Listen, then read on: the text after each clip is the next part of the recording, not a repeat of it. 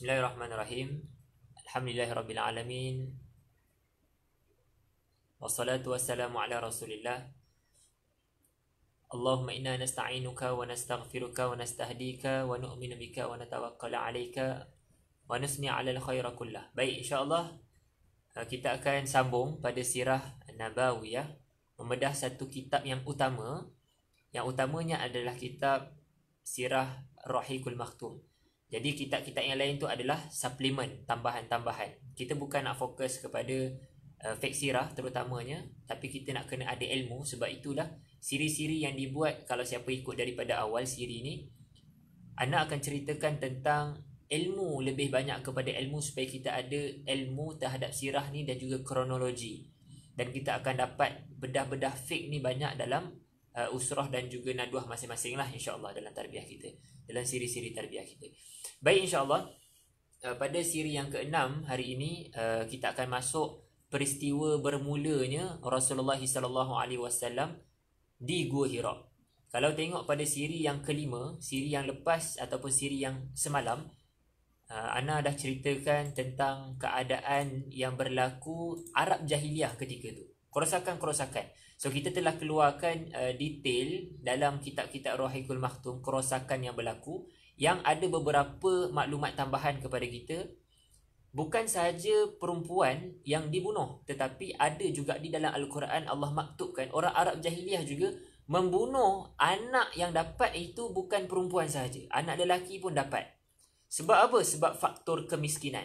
Kalau perempuan dibunuh sebab faktor kemiskinan dan malu sebab dia dapat perempuan, yang akan banyak tanggungan dia, dah lah tak dapat harta warisan. Tetapi kes yang berlaku membunuh anak lelaki disebabkan miskin. Seperti mana hari inilah ada orang yang dapat anak je, terpaksa bagi dekat orang lain, buang dan sebagainya, sebab rasa miskin yang tidak mendatangkan rezeki. Kemudian kita cerita di hujung siri yang kelima semalam tentang trailer sebelum adanya Rasulullah SAW jadi Rasul. Trailer-trailer, apakah peristiwa-peristiwa yang berlaku. Maka hari ini kita akan masuk khusus, Ana letak dalam siri yang ke-6 ni adalah peristiwa Gua Hira. Tajuk yang Ana letak adalah Gua Hira supaya kita nampak ini adalah Gua Hira, bukan Gua Thur. Gua Thur nanti nak membezakan antara apa itu Gua Hira dan apa itu Gua Thur. So Gua Hira ni adalah peristiwa Rasulullah SAW menerima wahyu. Baik, kita akan tengok di Gua Hira ni hadis riwayat Imam Bukhari. Dia sebut apa tau? Bila Rasulullah SAW duduk di gua, menjadi satu fenomena orang-orang alim ataupun orang-orang yang baik ni, bila duduk di dalam gua, bukan Rasulullah SAW seorang sahaja, tetapi yang duduk di gua juga adalah orang-orang yang baik dan tak nak buang masa. Dalam buku Rahiqul Maktum dia sebut apa? Dia duduk di dalam gua sebab tak nak menghabiskan masa-masa ni. Boleh define lah. Masa dengan jahiliah, masa kosong, masa rehat, masa yang menyebabkan tarikan dunia. So akhirnya mereka ni rasa nak kena menyendiri. Rasulullah SAW antara orang yang pergi di kawasan tersebut. Jadi bila Rasulullah SAW duduk di dalam gua, dalam hadis riwayat Bukhari itu diceritakan, tiba-tiba ada satu makhluk datang peluk. So hari ni kita akan mendengar apakah sebenarnya baik-baik kata-kata bila Rasulullah SAW dipeluk, dan maksud di dalam bahasa Melayu. Bukan sahaja satu maksud, iaitu aku tidak tahu membaca. Hari ni kita akan tengok sebenarnya makna dia ada 3 maksud. Apa dia 3 maksud ni? Okay, nantikan untuk habiskan sampai 30 minit ni lah, insya-Allah. Bila Rasulullah SAW dipeluk, Rasulullah menceritakan keadaan tak boleh seperti nak bernafas, sempit. Kemudian malaikat Jibril pun sebut, bacalah. Kemudian Rasulullah SAW jawab apa? Perkataan Arab dia adalah ma ana biqari'in. Bila kali pertama kena peluk dan disebut baca, Rasulullah mengata ma ana biqari'in. Lafaz ni ada 3 maksud yang berbeza. Lafaz yang pertama, ma ana biqari'in, tu Rasulullah kata apa? Aku tak nak membaca. Aku tak nak membaca. Kena peluk lagi. Iqra. Ma ana biqari'in. Makna yang kedua adalah ana tak tahu baca. Yang pertama tadi, aku tak nak baca. Bila kena peluk kali kedua, aku tak tahu baca. Bila ditanya kali ketiga, maka disebut ma'ana biqara'in. Ma'ana biqara'in ni maksud yang ketiga adalah apa yang aku nak baca. So sebenarnya ma'ana biqara'in yang diulang 3 kali itu bukanlah ungkapan yang sama maknanya. Yang Rasulullah SAW jawab, dia mendatangkan makna yang berbeza. Sebab itu dalam tarbiyah kita perlukan beberapa kali cobaan follow up. Cerita lagi. Tak nak dengar cakap. Sebab tu dalam Muntalaq disebut perlukan cendekiawan. Kena peluk dia, tak nak lari. Peluk lagi, tak nak. Peluk lagi. Okeylah nak. Sikit sekejap je, jangan lama-lama. Lama-lama dia boleh lama. Antara maghrib isyak dia awal-awal kita buat halaqah. Kemudian panjang sikit, buat isyak pula. Kemudian buat sampai pukul 10. Kemudian buat sampai pukul 12. Kemudian macam yang antum buatlah sampai subuh. Sebab apa? Sebab telah beberapa kali penerusan tu dibuat. Tapi tempoh yang dibuat adalah dekat. Sebab tu fasa kuarantin adalah fasa yang bahaya kalau tidak diisi. Nanti dia akan lupa. Jadi sekurang-kurangnya hari ini kita dapat satu makluman, iaitu apa? Di Gua Hira Rasulullah dipeluk dan diminta untuk nak membaca. Dan jawapannya ada 3 jawapan. Alangkah baiknya kita meneruskan sunnah yang semalam, iaitu siapa yang dapat tahu, dapat mendengar, terus tulis dekat komen tu, supaya orang yang masuk kemudian ni dapat membaca dan juga dapat follow lah perbincangan selepas-lepas ni. Kemudian bila Rasulullah SAW di dalam Gua Hira tu, turunlah wahyu yang pertama, cerita tentang surah Al-Alaq. Iqra'. Bismillahirrahmanirrahim. Iqra' bismi rabbikal ladzi khalaq. 5 ayat ni sebenarnya kalau kita tengok dialog sebelum tu, dia berlaku 3 peristiwa bersama Rasulullah dengan malaikat. Pertama bercakap, kemudian disentuh, kan? Ni kita mengambil dari sudut fiqh dakwah pula. Bercakap, kena bercakap. Kemudian kena ada sentuhan. Kemudian kena ada jawapan. 3 benda ni adalah interaksi sosial. Awal-awal binaan kita yang mungkin akan banyak cakap. Dia tak banyak cakap sangat. Kemudian kena sentuh-sentuh dia. Sentuh tu maknanya kena spend masa dengan dia. Tadi bercakap je. Sentuh ni kena di luar daripada bercakap. Buat benda yang lebih. Kemudian apa yang ketiga? Yang ketiga adalah barulah anak buah ini, mad'u kita ni akan menjawab. Dia bertanya dan kita bertanya, dia menjawab. Kemudian dia akan bercerita. Bila tengok kepada perkataan kalimah, kita kembali balik kepada surah Al-Alaq, iaitu perkataan Iqra'. Apa makna Iqra' ni? Maka kalau kita tengok kepada makna Iqra' ni, dia mendatangkan makna yang besar sebenarnya. Perkataan Iqra'. Iqra' ni sebenarnya analisa. Bacalah. Dia bukan sekadar membaca, tapi dia kena buat penganalisaan yang kena ada link dengan tauhid, dengan Allah. Mengkaji, dan dia bukan terus menerima dan tidak berfikir. Seperti mana orang-orang ahli falsafah, mereka ni tak ada agama, jadi dia banyak kepada analisa saja. Ini salah. Ini bukan Iqra'. Iqra' bermakna dia mengkaji, tetapi dia kena ada link dengan Tuhan. Nanti kita akan tengok dekat mana kalimah tu.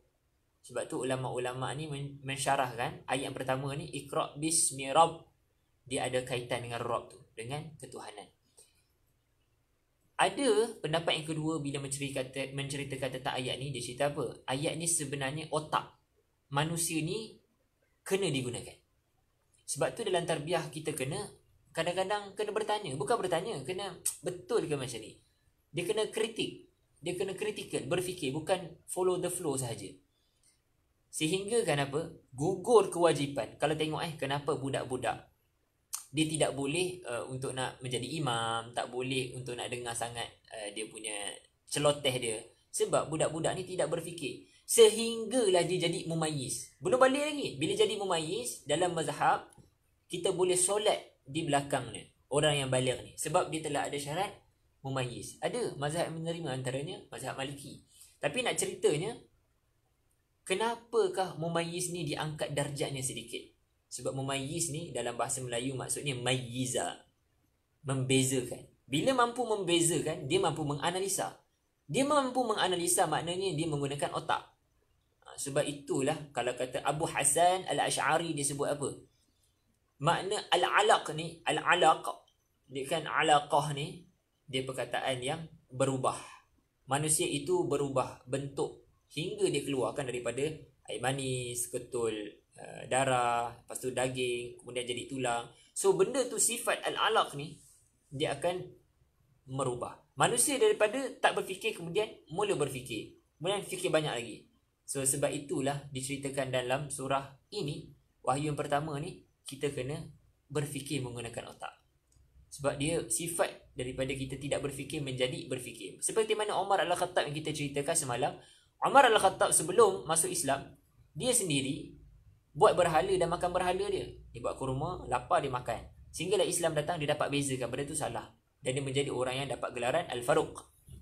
Kemudian yang ketiga, makna kepada perkataan Iqra' ni adalah baca. Tuhan yang menciptakan. Maknanya nak ceritanya apa? Betul lah. Allah yang menciptakan kita. Jadi kesimpulan kepada perkataan al-alaq, kesimpulan kepada perkataan Iqra', ayat ini bukan bermakna kosong, baca. Tak. Dia bermakna kena analisa. Yang analisa ni dia berkait dengan tauhid. Kalau tidak, kita akan jadi orang-orang Yunani ataupun orang-orang yang mengkritik sahaja. Kita ada link dengan tauhid, dengan Allah. Baik, insya-Allah itu perkataan Iqra'. Jadi kita nak sambung perkataan masih dalam ayat yang pertama lagi. Sebenarnya dalam ayat 1 ni Allah nak tekankan perkataan yang mana? Iqra' bismi rabbikal ladzi khalaq. Baca, Allah suruh akhirnya bila wahyu pertama ni turun, bacalah. Kita kena baca ke? Ataupun yang kedua ni, kita kena ada nama. Ataupun yang ketiga ni, Rabbikal ladzi khalaq. So jawapan dia, kalaulah Allah suruh bila wahyu pertama ni suruh baca, maka Rasulullah bukan qudwah. Sebab Rasulullah sampai akhir hayat dia adalah ummi, tak boleh membaca. Macam mana orang yang suruh kita baca tapi dia tak boleh baca? Okey, sahabat Nabi, wahyu pertama telah turun, aku adalah Rasul, Allah suruh baca. Baca. Abu Bakar baca, dah baca belum? Rahikul Maktum dah habis belum? Tak habis lagi. So contoh, dia suruh baca. Tapi kalaulah baca, dia bukan makna tak sampai pun mesej Allah Subhanahu Wa Taala. Kedua, kurang logiknya membaca ni sebab apa?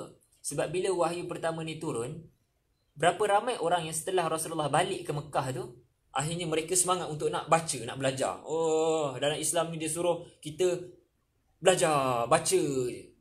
Tidak. Penambahan orang yang buta huruf tetap sama di Mekah. Bila Islam betul-betul, Rasulullah sarankan supaya kena kuasai bacaan ni. Kena pandai mengaji, kena pandai menguasai, kena boleh baca. Bila? Ketika perang Badar yang akan diceritakan nanti. Seperti mana peristiwa perang tersebut, Rasulullah kata, tawanan, kamu akan dibebaskan orang kafir Quraisy dengan syarat mengajar. Setiap orang seorang ni mengajar 10 orang sehingga pandai untuk nak belajar. Itu bila? Ketika tuntutan ada Madinah. So nak ceritanya, tidak logik wahyu yang pertama ni turun hanya sebab suruh kita belajar dan membaca. Tidak. Sebenarnya ada kalimah yang lebih utama dalam ayat ni. Kita sambung. Adakah dalam wahyu ayat pertama ni Allah suruh supaya kita ada nama? Okey, jumpa dengan orang. InsyaAllah saya ni daripada Abu. Saya nak ajak orang kepada Abu. Jomlah sembah Abu. Adakah itu?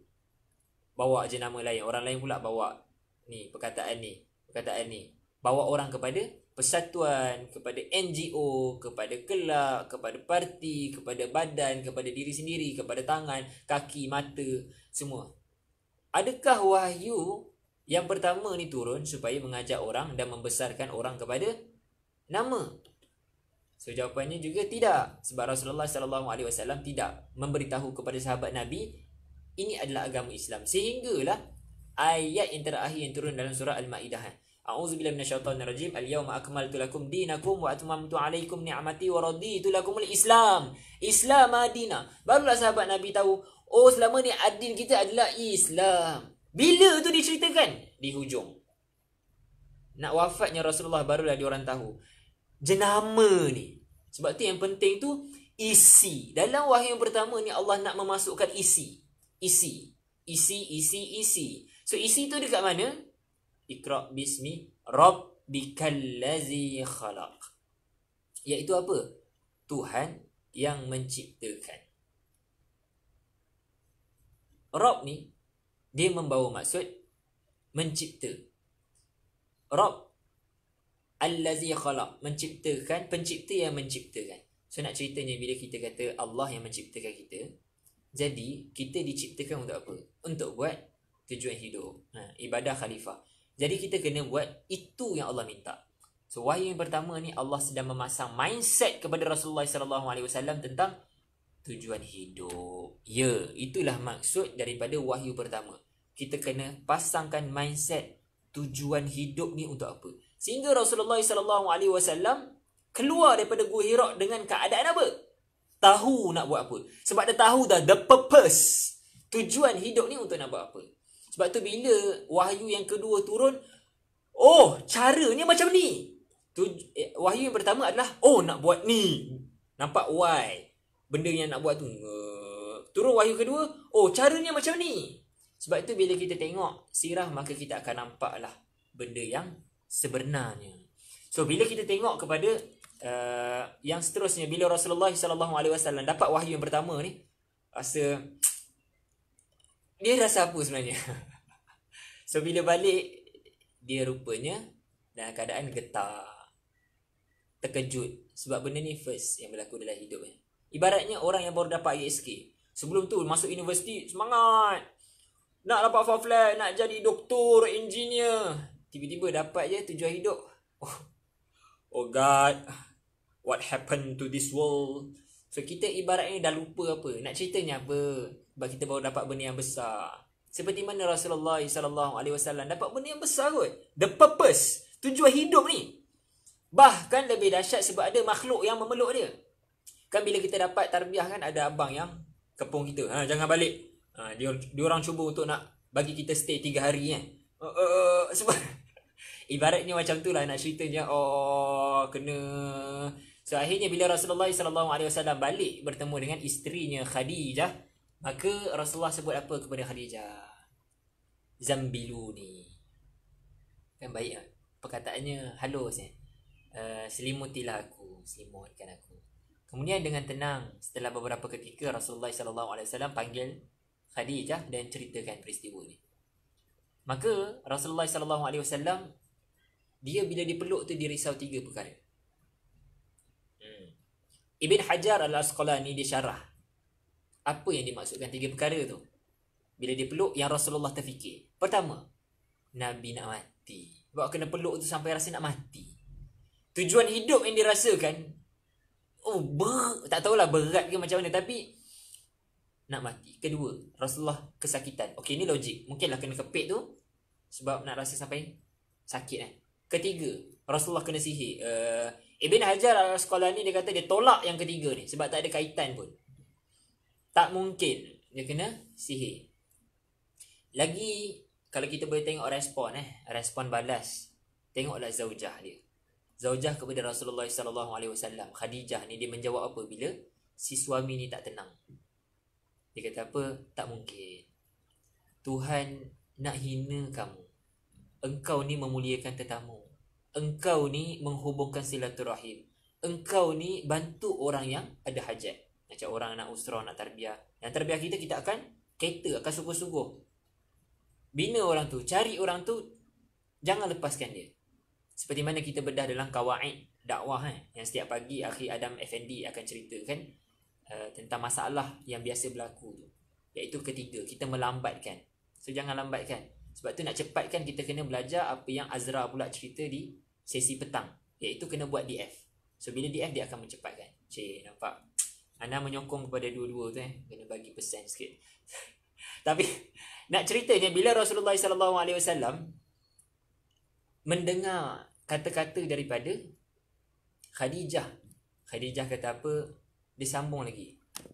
Kau juga memberi makan dan minum.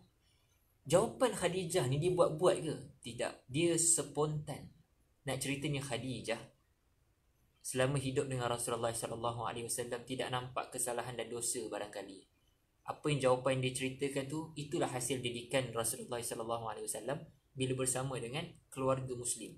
Sebab tu dalam tarbiyah kita ada Baitul Muslim tu. Kena berada dalam suasana keluarga yang ditarbiyah. Isteri pun ditarbiyah, suami pun ditarbiyah. Jadi itulah peristiwa Khadijah. Sekarang kita tengok apa tindakan yang seterusnya. Adakah Rasulullah bertindak ataupun si isteri yang bertindak? Kalau kita ada masalah kan, siapa yang bantu kita? Ahli RI ke ataupun kita seorang-seorang? Kalau ada yang keluarga, kita sendiri fikir ke ataupun kita berkongsi dan isteri akan bantu. So jawapannya, maka Khadijah dia terus bantu cari solusi. Dia kata apa? Hai Muhammad, ketika itu Muhammad lagi kan, suami dia, belum jadi Rasul lagi. Tak tahu pun lagi. Okay, soalan, bila turun wahyu yang pertama ni, adakah Rasulullah menjadi Nabi ataupun Rasul? Rasulullah sekarang ni status dia apa? Jawapannya Rasulullah status ni adalah Nabi. Inilah perselisihan antara ulama-ulama sirah. Tapi yang lebih kuat adalah menjadi Nabi. Bila menjadi Rasul? Bila Rasulullah SAW menerima wahyu kedua, iaitu kena buat dakwah, menyampaikan risalah. Itulah maksud Rasul, menyampaikan risalah. Nabi ni dia menerima. Kemudian Nabi ni juga dia akan terikat dengan risalah. Yang kita akan tengok insya-Allah kalau ada masa, kita akan tengok perbandingan tu antara Nabi dan Rasul. Yang sebenarnya nak betulkan juga perkataan ni. Ramai sebelum ni kita belajar Nabi dekat sekolah, tak tahulah sekolah mana kan. Definisi Nabi dan Rasul. Nabi ni adalah orang yang baiki diri sendiri. Dia dapat untuk diri sendiri. Hanya Rasul yang menyampaikan risalah dakwah. Ini tidak bertepatan. Sebab apa? Bila manusia dicipta ke atas muka bumi ni, dia ada tujuan hidup. Yang tujuan hidup ni hakiki. Semua orang sama. Iaitu kena buat dua benda tu. Siapa antara kita ni Nabi dengan Rasul? Yang betul-betul lah yang Allah bagi. Kita bukan pure. Maksudnya bukan dapat wahyu kan. Direct. Kita bukan Nabi, bukan Rasul. Tapi kenapa kita buat? Maknanya apa? Kalau kita buat tujuan hidup ni, buat dakwah, takkanlah Nabi tak buat? Nabi tak mulia ke? Sebab itu kita kena betulkan konsep apa ini maksudkan dengan Nabi. Kalau ada masa, insya-Allah anak akan kongsikan kesalahfahaman yang berlaku. Perbezaan antara Nabi dan Rasul. Nabi sebenarnya juga, dah alang-alang cerita je lah. Nabi juga sebenarnya adalah orang yang kena buat dakwah. Cuma dia bukan bawa risalah wahyu yang dapat benda yang baru. Rasul dia dapat benda yang baru. Seperti kita tahu Zabur, Taurat, Injil dapat syariat yang baru. Nabi tidak, dia meneruskan legasi Rasul dia. Jadi Rasulullah SAW dicadangkan oleh Khadijah. Khadijah kata, jom bertemu dengan sepupu aku. Siapa sepupu Khadijah ni? Namanya adalah Waraqah. Waraqah ni orang yang hebat bahasa Ibrani dan bahasa Arab. Sebab itu bahasa Ibrani dengan bahasa Arab adalah bahasa untuk nak dekat dengan kalam Allah, wahyu ni. Sebab tu bila Waraqah ni, Rasulullah SAW datang je, Waraqah tanya, apa hal ni? Ceritakan. Waraqah ni terpaksa cakap macam tu. Satu, sebab dia buta. Dia buta, tak nampak depan dia ni siapa. Kedua, dia ni orang tua. Ketiga, dia ni penat lah, dah tua. Kemudian Rasulullah SAW pun cerita apa yang berlaku. Bila habis dia cerita, Waraqah ni dia dengar, dia kata apa?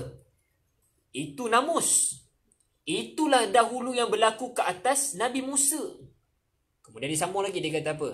Alangkah baiknya jika aku muda. Ketahuilah kamu ni, kamu akan dihalau daripada kampung.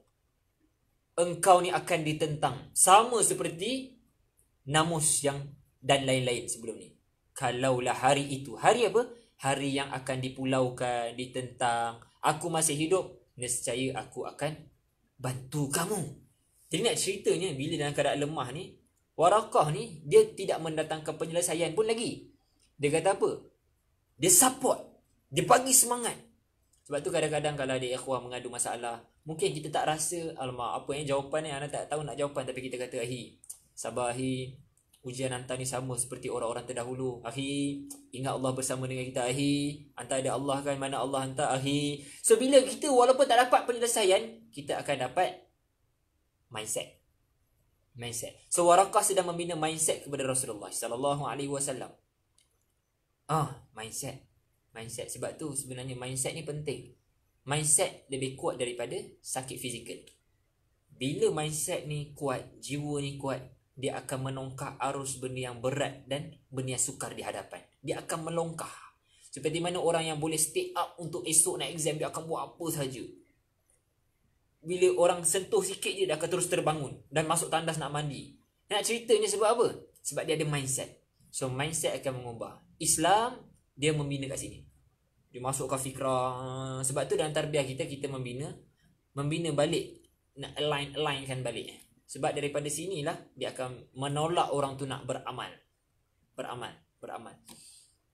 Dan Waraqah inilah orang yang first kali yang kata macam tu. Dialah orang yang pertama nak bagi komitmen kepada dakwah ini. Dan beliau meninggal dunia tak lama lepas tu. Dia tak sempat pun nak bersama dengan Rasulullah bila Rasulullah kena tentang dan dipulaukan. Apa ibrah yang boleh kita ambil daripada kisah Waraqah ni? Pertama, bila ada orang cerita masalah kepada kita, mad'u ke, kita tak dapat penyelesaian pun, at least kita bagi mindset dan dorongan balik kepada dia.